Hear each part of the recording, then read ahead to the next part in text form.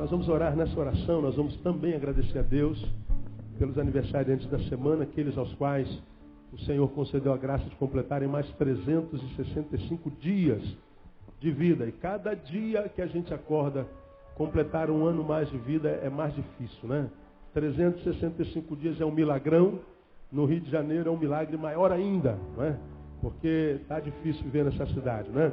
E eu quero parabenizar os irmãos que completam mais um ano de vida nessa semana. E se você estiver aí na frente, aí sentado, eu quero convidá-lo a vir à frente, à medida que eu chame o seu nome. Aniversariando hoje, dia 23, Edivaldo Alves dos Santos.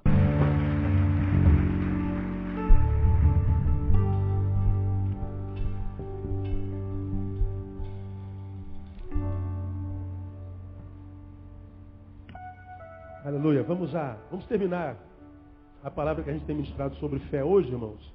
Temos conversado sobre fé desde setembro.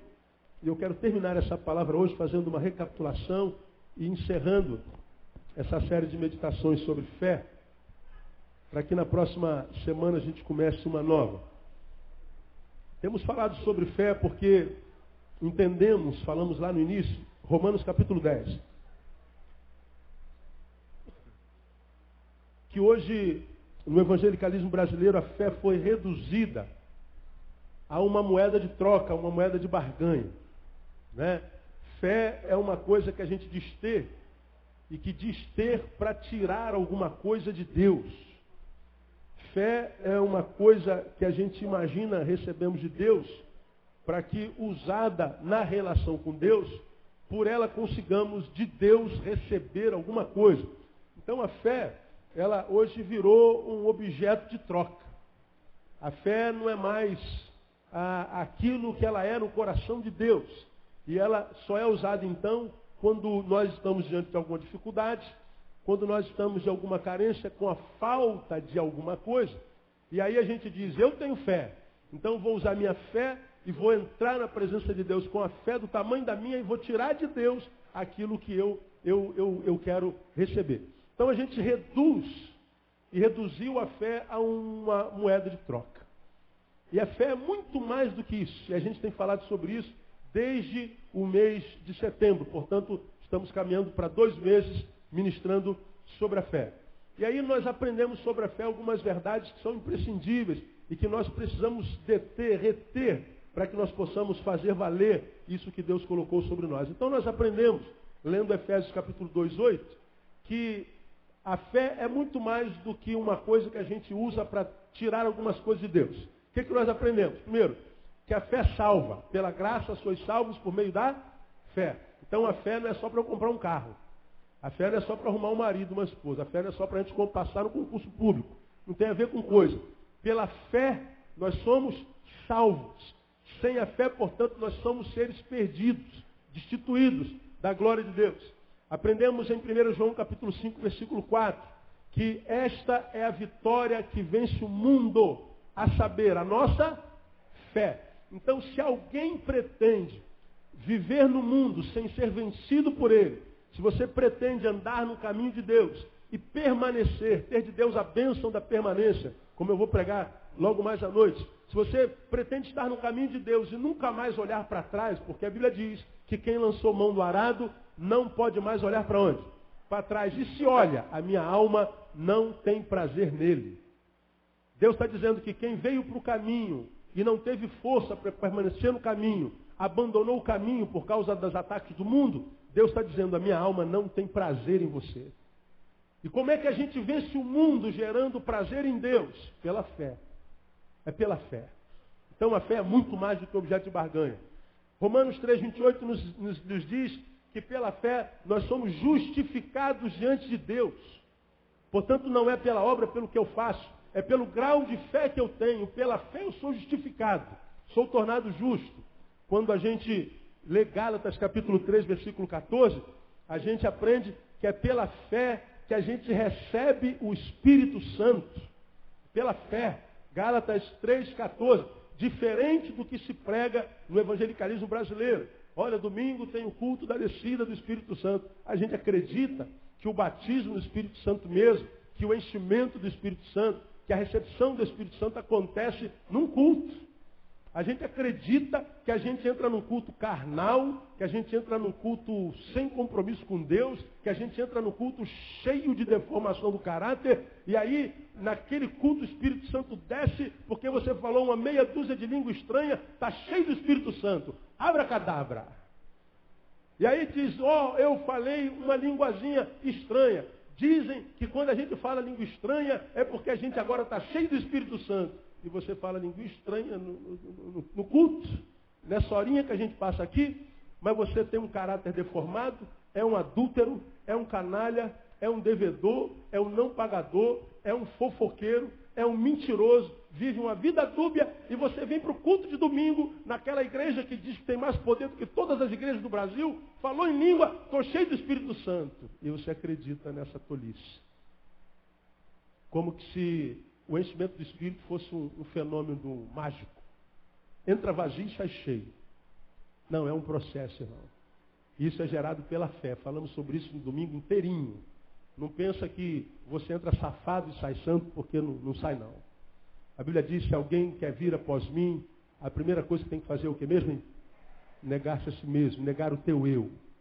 Porque se você vem a mim com esse teu eu deformado, com esse teu eu mentiroso, com esse teu eu artista, você vai perder tempo em seguir, mesmo que seja um Deus do tamanho que eu sou. Então tem muita gente que perde tempo em seguir a Deus, porque acha que seguir a Deus é frequentar a igreja.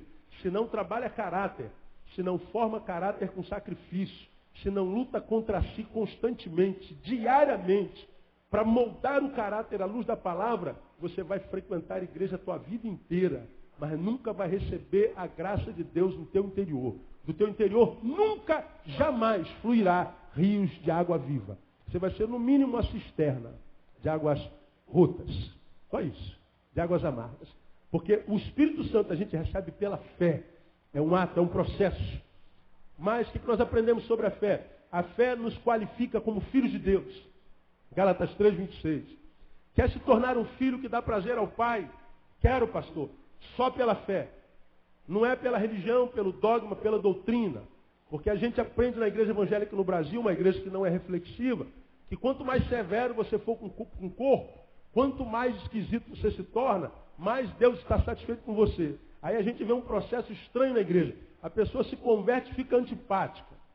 Se converte e fica feia. Se converte e fica tão feia que se der uma vassoura, voa. Né? Se converte e fica antissocial. Se converte e fica antipática. Se converte e não se relaciona mais com os amigos. Se converte, vive uma espiritualidade eteetizada. É um ET.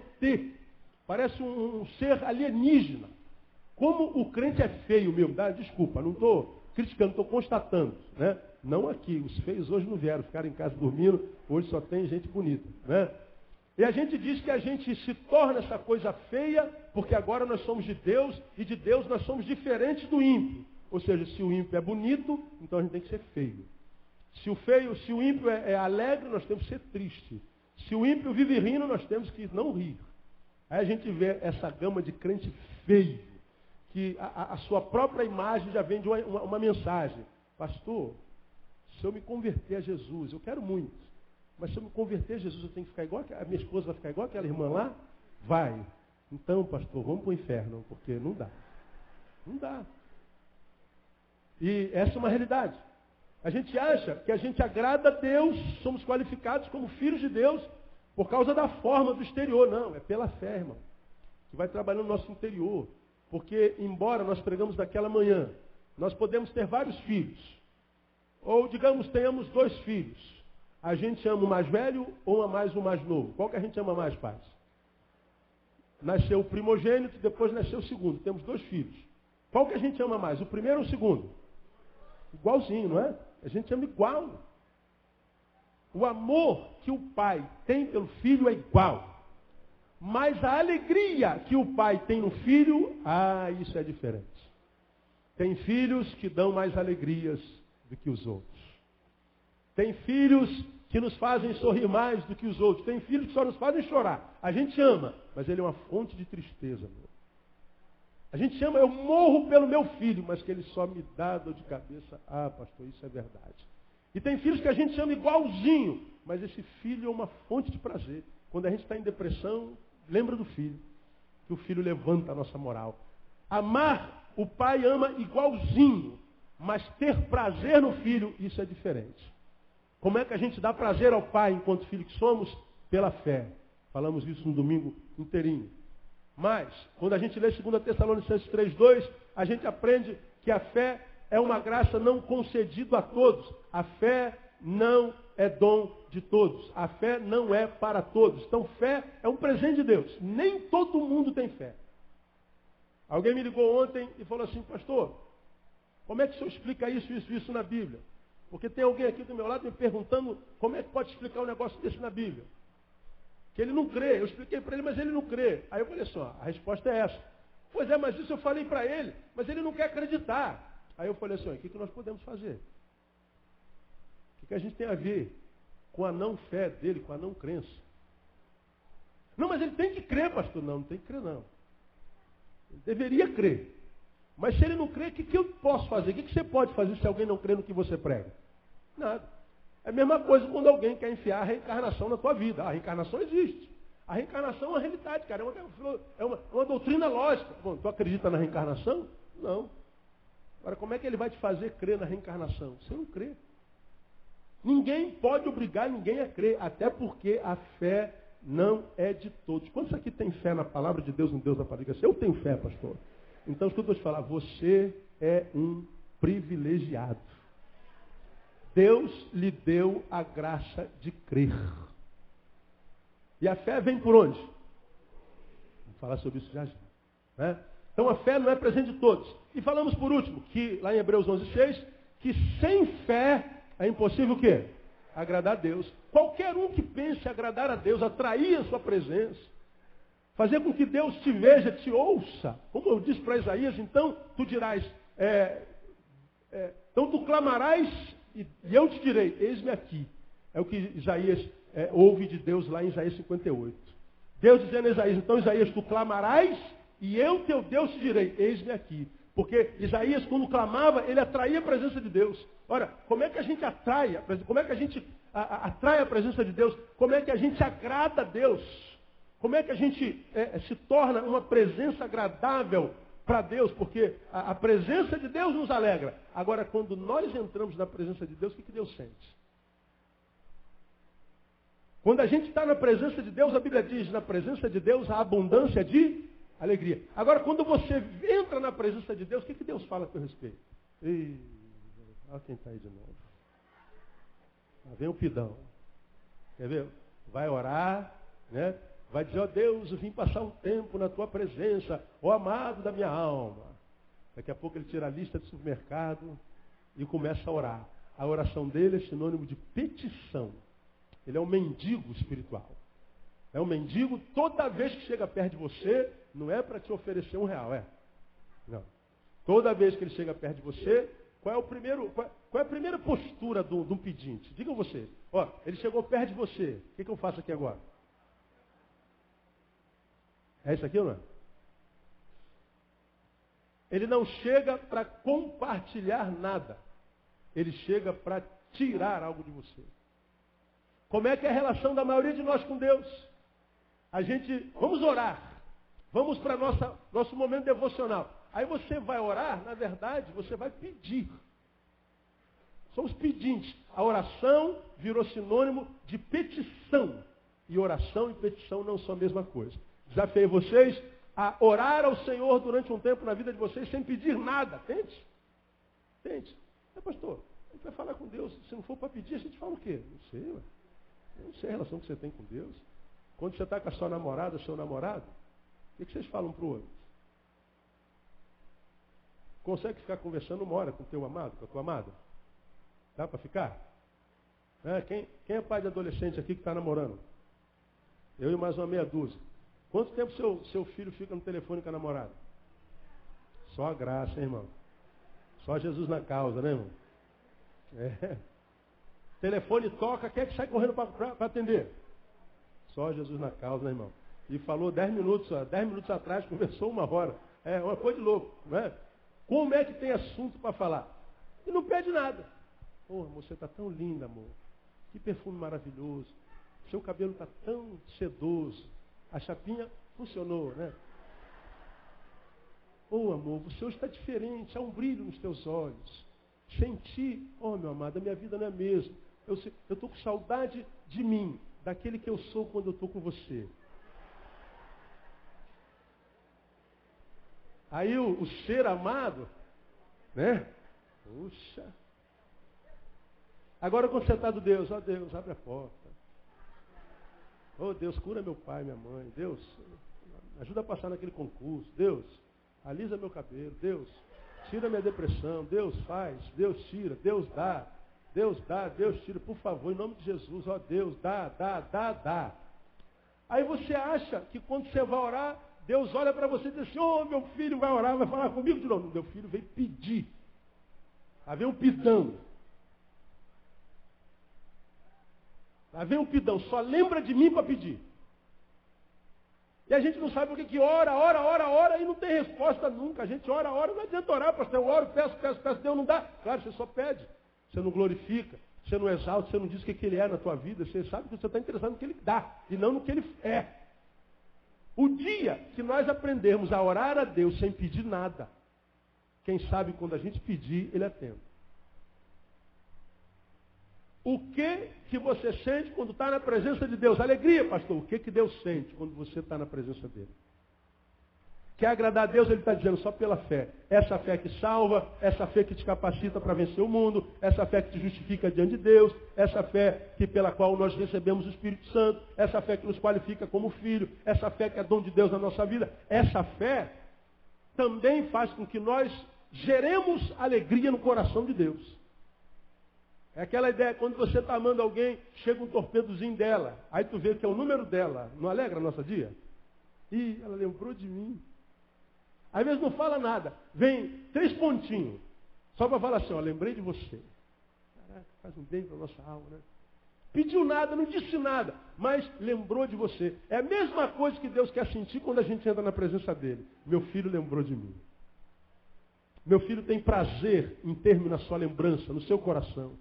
Meu filho não é um pendente, não é um mendigo espiritual.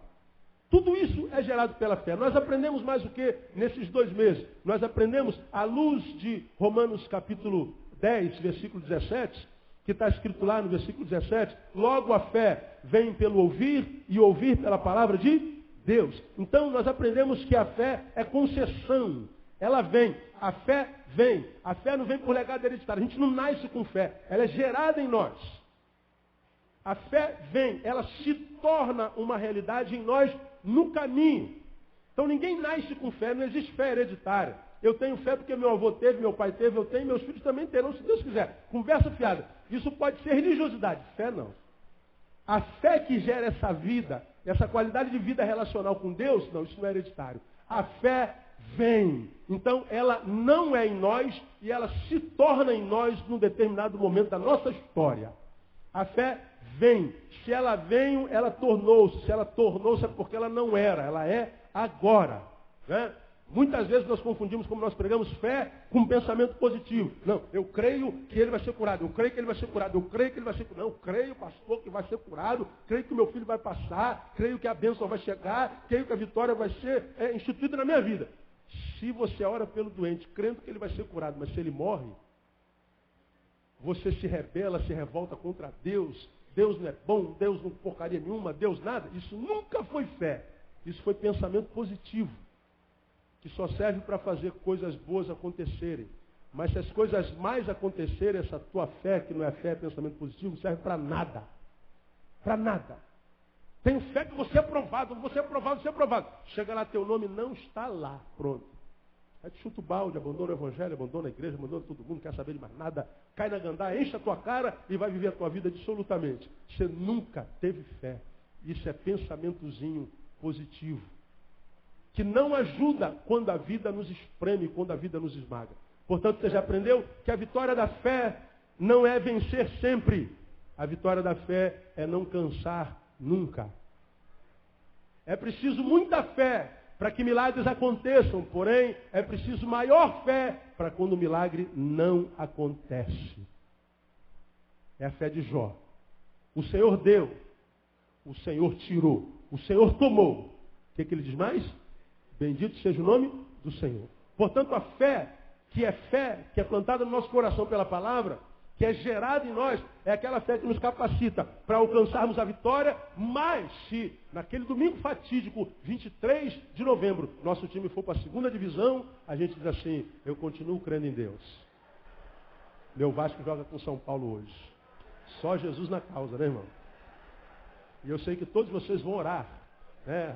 Alguns para ele descer de vez e outros para ele não descer, né? Qual oração que ele vai ouvir, né, meu? Então, só Jesus na causa. Então, não adianta. A fé que é de Deus, ela não é só para ganhar, é para perder também. Porque, irmão, só um ser humano que abriu mão da humanidade, emburreceu, que acha que a vida é só de vitória mesmo, né? Ô, pastor, só vitória. Só vitória é uma ova. A gente perde muito na vida, meu amigo. E há derrotas que geram marcas na nossa vida, na nossa alma tão profunda, se a gente ficar mentindo que não perdi não, pastor, não perdi não perdeu, irmão. É tempo de chorar. Então chora. Porque se você chorar, quem sabe haja cura. Porque a Bíblia diz que o choro pode durar uma noite, mas pela manhã vem o cântico de alegria. Agora, enquanto você se recusa a chorar, não espere pela alegria do amanhã, porque ela não vem. Porque nós muitas vezes somos capacitados para rir. Tempo de rir a gente quer, mas tempo de chorar a gente não quer. Só vitória, não, irmão. Tem vitória, vitórias e derrota nos alcança. A fé é concessão, né? Ela nasce. Segundo, nós aprendemos, a fé vem pelo ouvir. Então, a fé é concessão dada a quem? Aos que buscam. Não é para qualquer um. Se ela vem pelo ouvir é uma disposição que a gente concede a quem fala. Eu estou falando. Não estou? Vocês estão ouvindo por quê? Quem chamou vocês aqui? Alguém bateu lá no teu apartamento, Lenilson? Hoje você vai para a igreja, vai ter que ouvir o pastor Neil. Se não for ouvir o pastor Neil, o bicho vai pegar. Alguém foi lá fazer isso? Não. Alguém mandou telegrama mandando você vir? Alguém convidou você para vir aqui? Alguns que foi convidado aí pelo vizinho, pelo amigo, pelo parente. Mas ele botou uma faca no teu pescoço? Não. Você veio por quê? Porque quis. Está ouvindo por quê? Porque você quer. O simples fato de ouvir é uma busca. Se a fé vem pelo ouvir, o ouvir é uma concessão que a gente dá a quem fala. Se você está ouvindo, portanto você está dando legalidade para que o Espírito gere fé no teu coração. Agora, se um sujeito não ouve, não adianta, irmão. É perder tempo. Quando um ser humano, em qualquer área da vida, perdeu a capacidade de ouvir, acabou. Como é que você pode se relacionar com alguém que não ouve? Acabou o relacionamento. Como é que você pode livrar um filho da perdição se ele não te ouve? Vai se perder. Como manter uma relação de amizade se o amigo não ouve? Não tem jeito. Como Deus pode gerar uma obra do Espírito no teu coração se você não ouve? Não tem jeito. Se o indivíduo perdeu a capacidade de ouvir, acabou o relacionamento. Portanto, para quem quer saber, eu nunca divirto uma pessoa mais de 3 vezes. Fulano. Perdeu a capacidade de ouvir, não perca tempo. Diga assim, ó, se você precisar, cá estou. Mas não perca seu tempo tentando enfiar pela boca, pela goela, porque não é pela goela que entra, é pelo ouvido. Então, é a capacitação de ouvir. E aí nós falamos naquele domingo inteiro sobre o ouvido amigo e o ouvido inimigo.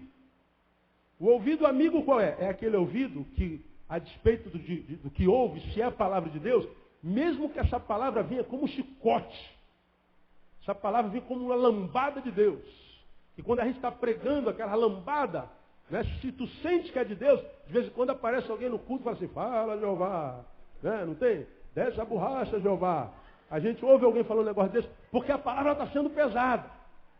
Agora, se teu ouvido é amigo, é teu amigo, e essa palavra ainda que doa em você, se você percebe que é de Deus, o que você faz? Eu abaixo a cabeça e falo assim, Senhor, está doendo, mas eu vou ouvir porque é a tua verdade. Você tem ouvido abençoado, ouvido amigo. Agora, se o teu ouvido ouve a mesma palavra, você sabe que é verdade, mas está doendo em você, e você ao invés de ouvir, fica revoltado, ao invés de se permitir julgar, ser julgado pela palavra, julga o pregador, se você ao invés de falar assim, não, está doendo, mas é verdade, foge dessa verdade, teu ouvido é teu inimigo. E se teu ouvido é teu inimigo, você corre sério risco de se perder. Porque lá no fim, lá no Apocalipse, ele escreve as cartas às igrejas, revelando o tempo do fim, e lá no tempo do fim, ele está dizendo assim, ó, quem tem ouvidos, diga vocês, ouça o que o Espírito diz à igreja. Por que você acha que lá no finzinho está escrito assim, quem tem ouvidos, ouça. Por que ele faz alusão a isso? Só lá no finzinho. Porque ele sabia, porque é Deus, que no fim, o que aconteceria? Muitos de nós perderíamos o quê? O ouvido. Então ele está lá no finzinho dizendo, se você é um dos poucos que ainda tem ouvido, olha, ouça. Porque vai chegar um tempo, irmãos, que nós não vamos ter mais ouvidos. Eu acho que nós já chegamos nesse tempo. Falei nesse domingo sobre a qualidade de humano no qual nós temos nos tornado. Você, que tem mais de 30 aí, da minha geração, um pouquinho mais além, lembra que quando o nosso pai, a gente estava fazendo alguma besteirinha, nosso pai não falava, nosso pai olhava para nós. Diz aí, como é que a gente ficava? Meu irmão, dava aquela tremedeira, como diz a Dalzira, da planta dos pés à alta da cabeça. Papai olhava para mim assim, com aquele olhar dele, eu já baixava, já entendi tudo, meu pai, já ouvi tudo. Já estou saindo fora, me perdoe. Entendi tudo. E o pai não falava nada. O pai só olhava para a gente, já dizia, comunicava tudinho. Quem é dessa geração? Quem teve pai assim? Pois é. Boa época, né? Agora você fala com o teu filho. Dá vontade de matar, não dá? Fulano, vai tomar banho. Já vou. 10 minutos depois. Fulano, tomou banho? Eu estou indo, mãe. 10 minutos depois, 20. E aí, já tomou banho? Estou quase lá. 30 minutos depois. Fulano, tomou banho? Não, já estou tirando a roupa, mãe. Parece que ele mora aqui, na Malé, e o banheiro é lá em Belfor Roxo. Não ouve, cara. Aí você tem que ir lá e ameaçar. Tu vai ou não vai? Aí ele sai correndo e vai para o banheiro. Não ouve. Nossos filhos, não, essa geração não ouve. Papai fala, você não vai fazer isso e pronto. E você fala, sim, senhor, pai. Hoje você não vai fazer isso e pronto. Por que não? Por que não, pai? Por que eu não posso? Não tem mais ouvido. Por isso que quando chega lá no tempo do fim, quem tem ouvidos, ouça. Então se você pensa, eu sei que você pensa, irmão, peça ao Senhor para que nunca permita que seus ouvidos se tornem seus inimigos. Porque de quem os ouvidos se tornam inimigos, a vida desse perde esperança. Ele vai viver a vida dele dissolutamente, rebeldemente, e a gente sabe que quando um filho rebelde se afasta do pai, como o pródigo, ele vai acabar vivendo uma porcaria de vida, como o filho pródigo. Comeu comida de porco, viveu entre os porcos, viveu uma porcaria de vida.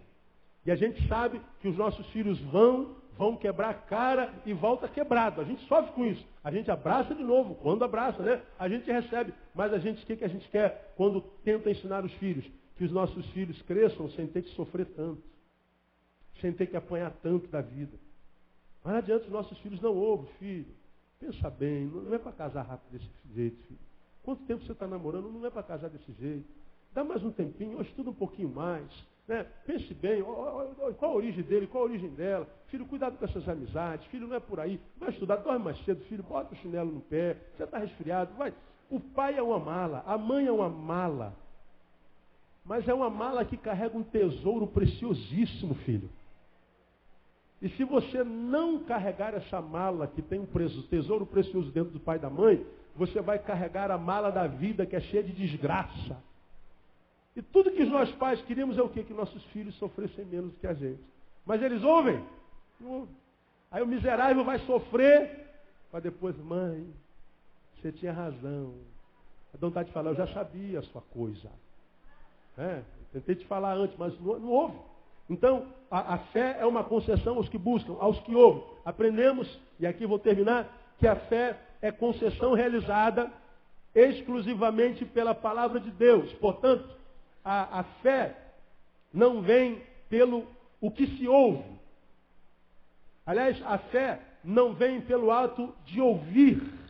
Ela vem pelo que se ouve. Ela vem pelo que se ouve e não por simplesmente desenvolvermos o ato de ouvir. Então, mais importante do que ouvir é saber o que está ouvindo. Porque o texto é claro, específico, né? A fé vem pelo ouvir. O ouvir o quê? A palavra de Deus. Então, não é pelo ato de ouvir, é por aquilo que a gente está ouvindo. Não é ouvir qualquer coisa. Então aqui cabem duas considerações. Primeiro, ouvir a palavra de Deus. Ouvir a palavra de Deus não é necessariamente ouvir a palavra do pastor. Não é necessariamente ouvir a palavra do bispo. Não é necessariamente ouvir a palavra do padre, da televisão, dos livros de autoajuda. Não. Como eu preguei domingo passado, ou retrasado, nós vivemos uma diversificação no evangelicalismo brasileiro e cada um prega uma coisa. Cada pastor prega a sua doutrina. Cada um diz que a sua doutrina está firmada na Bíblia. Há lugar que você vai, que se eu for pregar como eu estou aqui sem gravata, com a camisa para fora, vão dizer que é o capeta que está pregando, porque o homem de Deus não prega sem gravata. Outros lugares eu já tive, pastor, o senhor não trouxe gravata não? Eu falei, irmão, não gosto dessa forca não. Eu não vou arrumar uma gravatinha para o irmão pregar. Né?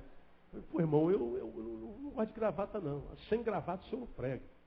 Sem paletó o senhor não prega. Acontece. Né? Acontece aquilo que o pregador uma vez foi barrado. Ele era seminarista, fato é verídico. Você viu muita gente contando aí, mas ele é verídico. O seminarista foi pregar, barraram ele porque ele estava sem paletó. Aí ele se tornou um grande pregador, um pregador famoso. Aquele camarada que ficou tão famoso que se ele for sem camisa, a igreja recebe. Né? Todo mundo quer tê-lo na igreja pregando. Aí ele foi de terno e gravata. Quando ele chegou naquela igreja onde ele foi barrado, ele tirou o paletó, botou o paletó na frente do microfone e disse, prega paletó, prega paletó, prega paletó. Aí ele falou assim, irmãos, o paletó não quer pregar. Se o paletó não quer pregar, ele é mais importante do que eu, então não tem mensagem nessa manhã. Aconteceu isso. Então há lugares que existem doutrinas assim, doutrinas assadas. Então você aprendeu que esse livro aqui, o da capa preta, a Bíblia, a Palavra de Deus, ele pode sair daqui onde ele está aqui, no púlpito, Palavra de Deus, mas quando ele passa por dentro de mim, que sou o pastor, ele pode chegar aí não mais Palavra de Deus. Ele saiu daqui, palavra, chegou no teu ouvido, não mais palavra. Porque ele foi com a impressão do pastor. Ele foi com a impressão daquele homem que se diz de Deus, e às vezes nem sempre o é. De modo que mais importante do que saber o que está ouvindo, do que está ouvindo alguma coisa, é saber que coisa é essa que você está ouvindo. Porque o que a gente ouve de barbaridade na igreja hoje é doentio. Nós vivemos um tempo de doença emocional, doença existencial, doença de tudo. Estávamos em Campos, sexta-feira pregando, estávamos sentados na mesa comendo. Ali a minha esposa, que não me deixa mentir, ou como eu digo sempre, ou mente comigo, né? O telefone do pastor tocou. E a mulher está lá do outro lado. Ele está assim, não, mas não é assim, irmão, acho que a sua visão está equivocada, irmão. Não penso assim. Mas de onde a senhora tirou isso? Isso pode ser só impressão do seu coração, da sua mente. Faz isso não, seu marido é homem de Deus. A senhora vai acabar perdendo seu marido. Mas ele está lá, não, olha só, vamos conversar tal. Aí ele desligou, tentando acalmar a mulher. Aí ele contou o que aconteceu. Pastor, eu estava aqui lavando roupa e eu vi um vulto de uma mulher na minha casa. E com certeza o Espírito Santo me falou que meu marido tem mulher na rua. Olha a doente. Né? E ela começou a brigar. Você vai ter que me dizer, você está com mulher na rua? Eu tenho certeza, porque o Espírito Santo me revelou. O Espírito Santo me mostrou. Mas de onde tu tirou isso? Eu vi um vulto de uma mulher aqui em casa. Então só pode ser uma mulher que você tem na rua. E o marido é um santo homem de Deus. Agora, da onde ela está tirando isso? Do lugar onde ela tem sido ministrada. Vem uma revelação, irmã, fulano de tal, o Espírito está me dizendo que você tomar cuidado com seu marido. Pronto, plantou uma semente de dúvida. Plantou uma semente de confusão. E a Bíblia diz claramente que o nosso Deus não é Deus de confusão, mas sim de paz. Plantou uma semente de confusão através de uma revelação. Ô irmão, você é sócio daquele irmão, não é? Sou. Você confia em mim mesmo nele? Tem certeza que ele é teu amigo? Plantou a semente da confusão. Tudo isso em nome do Espírito Santo. A gente vai vivendo de profecia em profecia, de profetada em profetada, de sonho em sonho, de revelação em revelação, como se a palavra daquele que fala depois do culto, porque você sabe como é que é o meio, louvor, palavra, tudo. Alguém teve uma revelação? Eu, pastor. Então conta aqui, irmã. Aí a irmã vem contar a revelação que teve. E você imagina que aquela revelação é palavra de Deus. A escuta, como se aquilo fosse palavra de Deus. Pode ser? Pode. Pode não ser? Pode. Qual a certeza que eu tenho que é de Deus? Não há certeza nenhuma. Se não há certeza nenhuma, como diz Paulo em 2 Coríntios capítulo 14, essa profecia precisa ser julgada. E aí o que acontece? Eu tenho visto um monte de crente doente, mas doido, está ficando doido. Não tem paz. Porque tem sido ministrado com palavra que vem de dentro da igreja, do pastor, seja do profeta, do apóstolo, mas não é de Deus. E aí não sabe por que a vida está amarrada, está doente. Porque isso não gera fé. A fé vem pelo ouvir, o ouvir a palavra de Deus. Eu preciso ter esse livro na mão, eu preciso conhecer esse livro, porque não vem só pelo que se ouve, vem por causa do ato de ouvir. Portanto, não vem pelo fato de frequentar uma igreja, mas de saber qual igreja está frequentando. Não vem pelo fato de ouvir a palavra de um pastor, mas saber de qual pastor está se ouvindo. Não vem o fato de fazer parte de uma campanha, mas de qual campanha você está participando. Não é do que eu faço, mas como eu faço, com que intenção eu faço. Não é por causa da forma, mas do conteúdo. Não é da aparência, da essência. Não é o que eu vejo acontecer do lado de fora. Oh, mas há muito fogo, há muito poder, há muito reteté, há muito barulho, há muita glória. A gente imagina, então Deus está aqui, porque tem barulho. Tem gente caindo, tem gente tremendo, tem gente pulando, tem gente falando em língua. Sim, o barulho até parece ser de Deus. Mas vamos ver os frutos que saem disso no dia a dia. Então, se tu pegar uma lata e encher de areia e jogar para o alto aqui, uma lata de 20. Enche de areia e joga para o alto. Tum. Pega uma lata vazia de 20 e joga para o alto. Tum. Qual lata que faz mais barulho? A lata vazia. Então barulho não é sinônimo de poder de Deus. O fato de você se arrepiar no culto não é sinônimo de Deus. O fato de minhas emoções serem mexidas não é sinônimo inequívoco de que Deus está agindo naquele lugar. Pode ser Deus? Pode, mas pode não ser. Então nós precisamos estar atentos.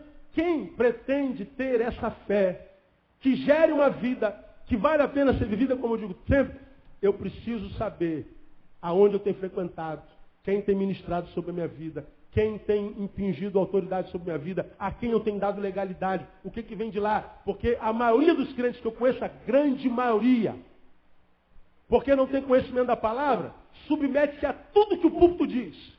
Porque acha que contestar o púlpito é contestar a figura do próprio Deus. Como se o ungidão que está aqui no meu lugar, ou como se eu que sou pastor, não pudesse me equivocar. Como se eu não pudesse dizer alguma besteira porque eu sou um homem de Deus. Ora, o mesmo Deus de quem eu sou homem, você também é. Ou você não é um homem de Deus, sim ou não? É. E somos homens do mesmo Deus. Ora, Pedro se equivocou, Paulo se equivocou, Moisés se equivocou, Davi se equivocou. Por que eu não posso me equivocar? Portanto, como diz lá em Atos sobre os crentes de Bereia, quando os apóstolos pregavam, os crentes da cidade de Bereia estavam com a palavra aberta para saber se era exatamente como eles estavam falando. Então, mais importante do que ouvir alguma coisa é saber que coisa você tem ouvido. Porque se você não consegue discernir a palavra de Deus na boca daquele homem, você está ali dando legalidade. Não para que a fé seja gerada, mas que a fé seja roubada. São vozes paralelas, como ministrou o pastor Alexandre, muito bem ministrado aqui nesse lugar. E as vozes paralelas são sempre as vozes da serpente. Porque a voz de Deus disse para Eva, olha, não coma daquela árvore lá e pronto. Se comer, morre. Mas ela foi ouvir a voz paralela. Não, certamente você não vai morrer.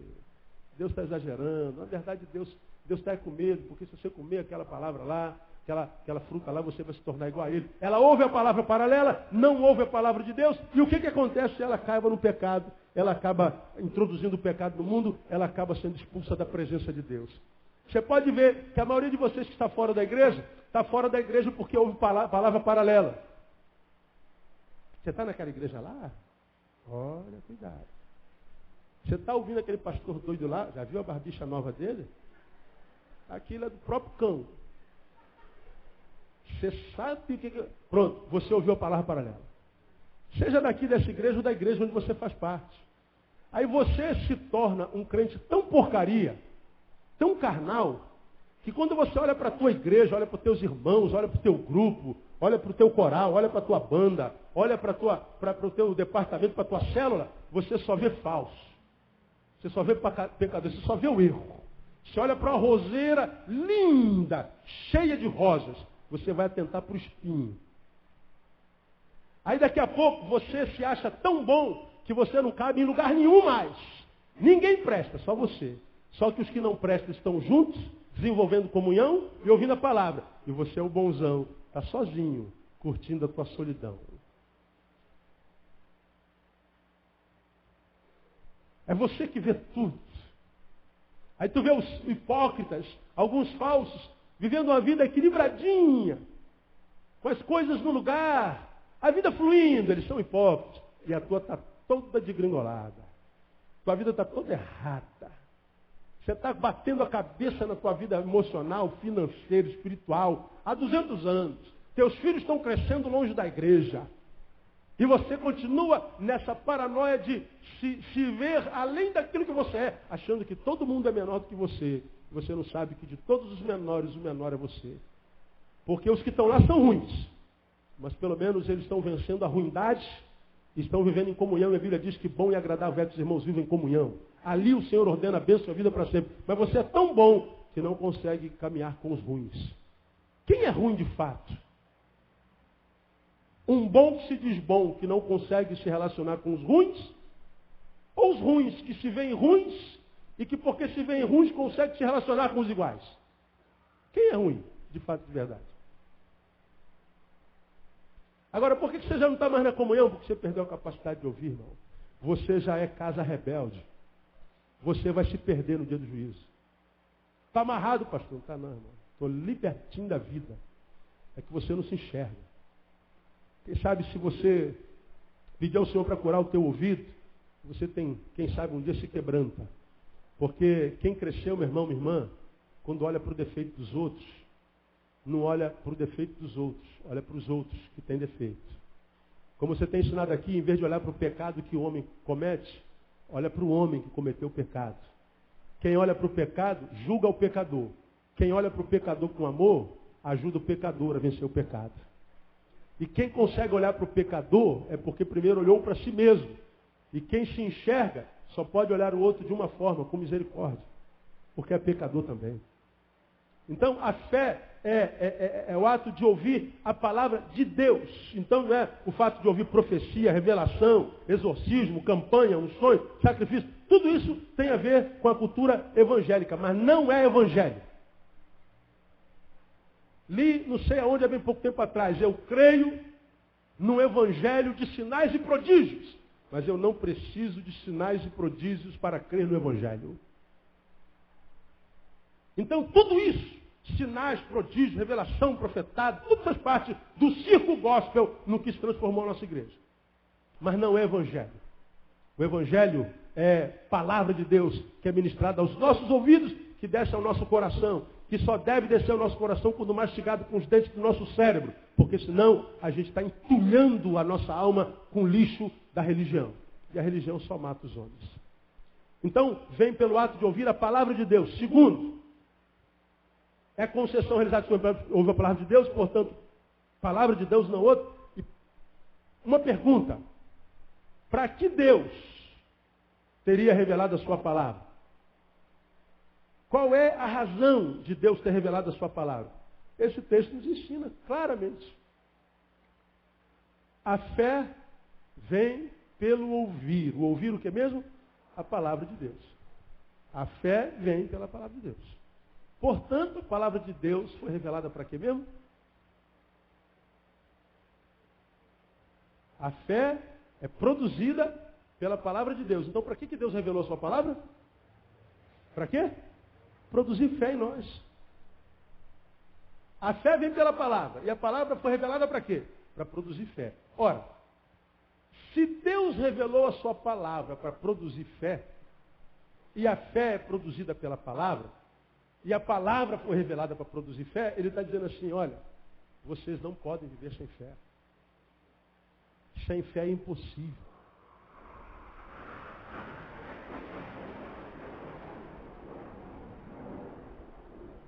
E essa impossibilidade de viver sem fé vem confrontar a realidade que nós vivemos hoje. O crescimento do ateísmo mundial. A Europa, como preguei aqui há bem pouco tempo atrás, hoje, sociologicamente, já é tida como a Europa pós-cristã. Onde é que nasceu o Evangelho? Na Europa. Do Evangelho para as Américas, das Américas para aqui, para a América Latina. A Europa foi o berço do cristianismo. Leia a Bíblia, as viagens paulinas. A Europa exportou o Evangelho para o mundo inteiro. E o exportador do Evangelho para o mundo inteiro hoje já não tem mais Evangelho. A Europa é sociologicamente pós-cristã. Os Estados Unidos está entrando na fase pós-cristã, que hoje ainda é tido e é visto como o maior país cristão do mundo, evangélico do mundo, evangélico do mundo. Só que você vai aos Estados Unidos, não vê mais o evangelho prático, o evangelho na prática. É o evangelho das igrejas. E esse evangelho da América, que trouxe o evangelho para a América Latina, trouxe o evangelho para a América Latina, que para a qual o mundo inteiro olha e diz assim, está acontecendo um avivamento na América Latina. Por que que o mundo, quando olha para o Brasil, para a América Latina, acha que está acontecendo um avivamento? Porque as nossas igrejas estão todas cheias e abarrotadas. Agora me respondam vocês, irmão. Igreja abarrotada é sinônimo de avivamento? Não. Encher uma igreja é muito fácil, irmão. E o pior é que tem gente que não consegue, cara. Encher uma igreja é fácil, difícil. É transformar essa gente que enche a igreja em discípulos maduros o suficientemente para quando sair da igreja, compartilhar o que na igreja recebeu. É isso que a gente não consegue fazer. Porque quem vem para a igreja não vem para ser, vem para ter. Ele acha que o avivamento que Deus está fazendo é aquele que você arrepia todo. Aleluia. E aí, o pastor está sendo visitado pelo Espírito Santo, aleluia. Fale em língua, pastor, fale em língua. E a gente começa a sentir aqueles arrepios, a gente levanta e começa a dar glória a Deus. Legal, eu gosto do reteté, irmão. Gosto de pregar onde o reteté acontece. Tenho que pregar em igreja tradicional. Você prega, o pessoal não reage nada. Você vai estar falando com poste. É horrível. Não flui. Agora, o que a gente faz aqui dentro não é o importante é o que a gente vai fazer quando a gente sai daqui de dentro. Porque vós sois o sal da onde? Da terra, não é da igreja. Vós sois a luz da onde? Do mundo. Não se pode esconder a luz embaixo do alqueire. Se tu botar embaixo do alqueire, ela vai ser vista longe, não adianta. Vai aparecer a luz, brilha, a luz dissipa as trevas.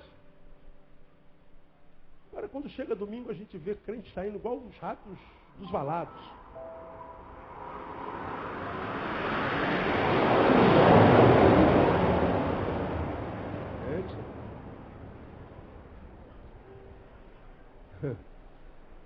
Domingo a gente vê crente saindo tudo que é biboca, mano. Tudo que é cantinho tem um crente com a Bíblia na mão. Terno e gravata, bicicleta, com 5 filhos na bicicleta. E é crente para todo lado. Meu Deus, como é que tem crente nessa cidade? Agora, segunda-feira, cadê os crentes? Cadê os crentes da tua fábrica, do teu escritório? Cadê os seres humanos atraentes? Gente boa, sangue bom, porque o sangue de Cristo corre na veia. Cadê o pessoal que tem uma palavra de graça, que fala como quem entrega o oráculo de Deus?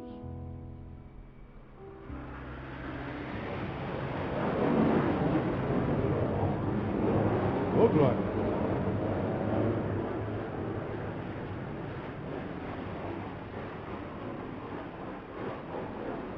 Nossa. Vamos orar para esse avião cair, vamos? Não. Pelo amor de Deus, né? Cadê o amor, né, irmão? Pois é. Ah, não, tem aviador aí, tá louco. O filho da irmã tá dirigindo lá, tá pilotando, que é isso? Vai em paz, filho, vai fazer a melhor aterrissagem da tua vida. Vai ser uma benção. Depois faz um churrasco para comemorar. Mas não passa aqui mais não, vai embora. É. Cadê os crentes atraentes, irmãos? Os crentes que vê alguém mal, pô, cara, posso te ajudar? Aquele cara que é referência no lugar onde trabalha fala assim, pô, tô mal, vou conversar com fulano, cara. Fulano é de Deus. Mas não, os crentes sentam-se com eles, conversam o que eles conversam. É a mesma coisa que eles. Mesma porcaria. Não tem diferença nenhuma. Nem do lado de fora, nem do lado de dentro. Se não fosse só do lado de fora, não precisa ser diferente, não. Mas se for do lado de dentro, nos princípios, na forma, não precisa. Mas na essência, ai, tem toda a diferença. O avivamento vai acontecer quando a gente receber o que a gente recebe aqui dentro e a gente for pelo caminho como efeito dominó, abençoando um a um. Aí. A gente vai abençoando um a um. A gente vai estendendo a mão um a um. A gente vai ministrando graça um a um. É o efeito dominó, uns aos outros. Agora, se eu perguntar para você aqui, não precisa responder. Essa semana você abençoou quantas pessoas? Não precisa responder. Lembra do pastor? Hoje eu sentei com alguém essa semana, poxa, eu senti que eu fui, caramba, uma bênção na vida dele. Quantos você abençoou? Quando você acorda amanhã, você planeja ser bênção na vida de alguém durante a semana? A gente acorda de manhã e diz assim, o culto ontem foi uma bênção. Daí. Gente, eu vi muita gente caindo no Espírito, eu vi muita gente falando em língua, muita gente sendo batizada no Espírito Santo. Teve uma irmão que teve uma revelação que tinha anjo sentado naquele lugar, cheio de anjo, varão de fogo, com a bola de fogo, com a espada de fogo, com a palavra de fogo, era fogo para todo lado. Mudou o que na tua vida? Não mudou nada, pastor, mais, não mudou nada, então não adiantou nada. Porque a fé que gera o Senhor no nosso coração pela palavra, nos faz transformarmos numa pessoa que só quem tem fé é. Pela fé, eu sou salvo, venço o mundo, sou justificado diante de Deus, recebo o Espírito Santo, sou qualificado como filho e agrado o Pai. A fé vem pelo ouvir a palavra, e a palavra foi revelada para gerar fé. Se a palavra que você ouve não aumenta a tua fé, não te transforma num ser humano mais forte, capaz de resistir às tentações, de vencer a mediocridade, de vencer esse estado de comiseração dentro do qual muitas vezes você cai, que te faz morrer de pena de si mesmo. Eu estou com pena de mim, pastor.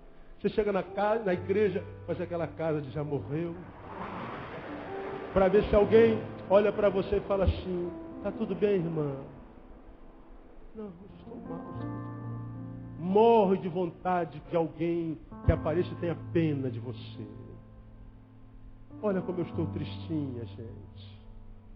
Olha, pastor, como é que eu sou um homem abatido pelas vicissitudes da vida. Aí aparece alguém que bate nas suas... irmão, como é que você está mal? Tadinho, irmão. Olha como é que o Vitinho está abatido, gente, magrinho. E o que a tua igreja tem feito por ti? Não, a igreja não foi na minha casa. Não ligaram para mim. Não mandaram um torpedozinho. Estou muito magoado. Ah, você tem razão, Vitinho. Você tem razão. Aquela gente não tem amor. Aquela gente não te ama.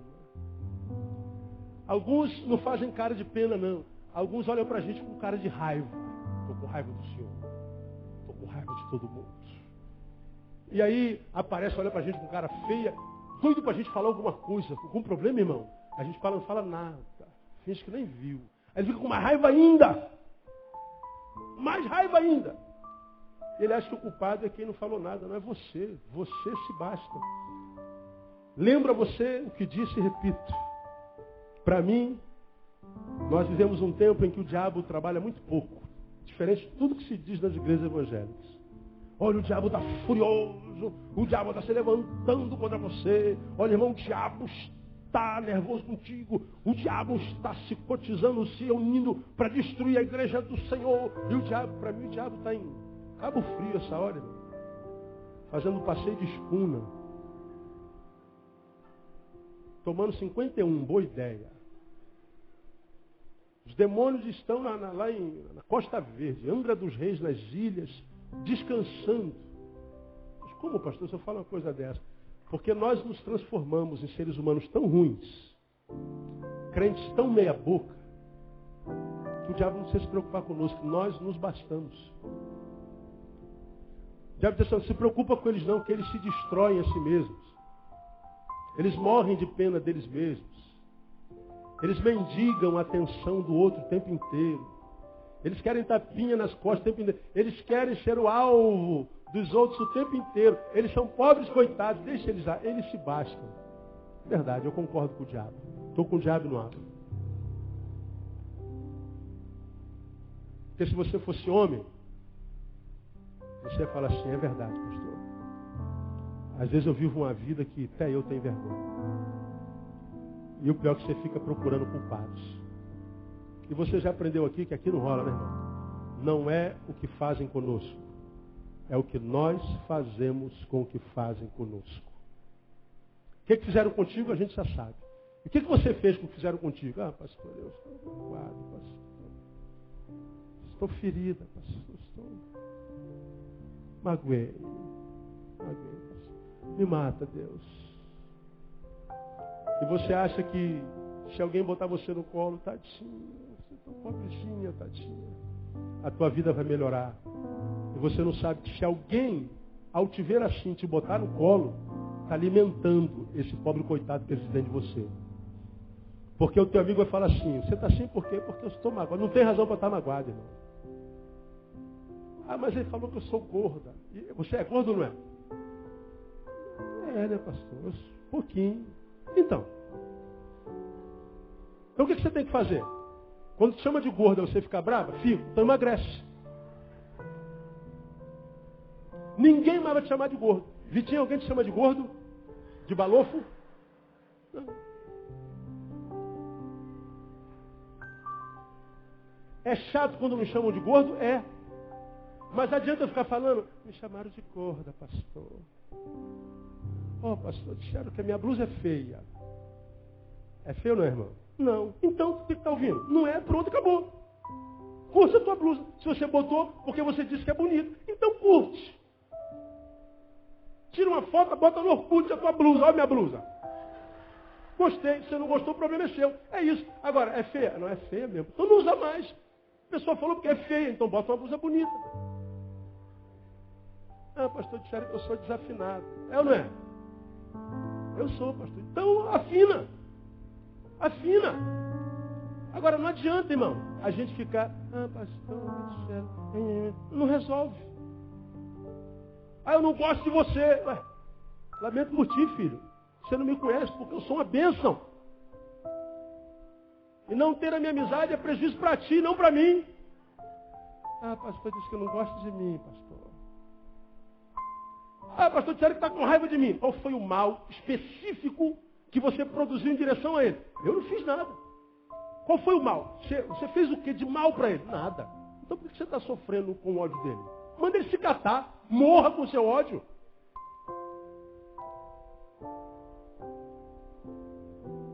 Porque senão, irmão, você vai continuar sendo esse crentezinho escandalizado.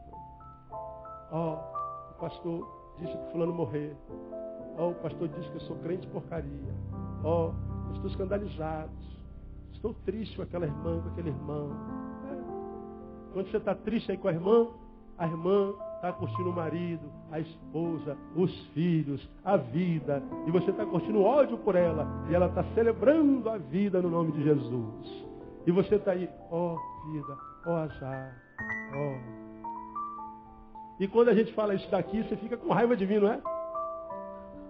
O pastor não tem amor no coração. O pastor é muito duro. Não, você que é muito mole. E se você pegar essa dureza que às vezes é pregada aqui e fala assim, cara, dói, mas é verdade. Eu não posso ficar aqui sofrendo porque fulano disse que eu sou gordo daí. O meu valor não está na minha gordura, na minha magreza. Meu valor não está no meu dinheiro, nem na minha dureza. Meu valor não está naquilo que eu faço, deixo de fazer. Deus me ama de qualquer jeito. E eu tenho que me amar também. Eu não posso ficar sofrendo por causa daquela invejosa. Eu sou gorda e ela é feia. Amanhã eu posso emagrecer. E o feio? Não tem jeito, irmão. Já falei sobre isso aqui. Aí, fica sofrendo que falaram de você. Bom, portanto, o problema não foi o que falaram de você. Foi o que você ouviu a teu respeito. O problema nunca está no outro. O problema sempre está em nós. Se você vive essa vidinha que você está vivendo aí, o problema é teu. Você é o seu Satã. Você se faz mal. Se isso é verdade, porque você perdeu a capacidade de ouvir. Quem tem ouvidos, ouça o que o Espírito Santo diz à igreja. Deus abençoe você e te ajude com essa palavra a gerar fé no teu coração. Vamos ficar em pé.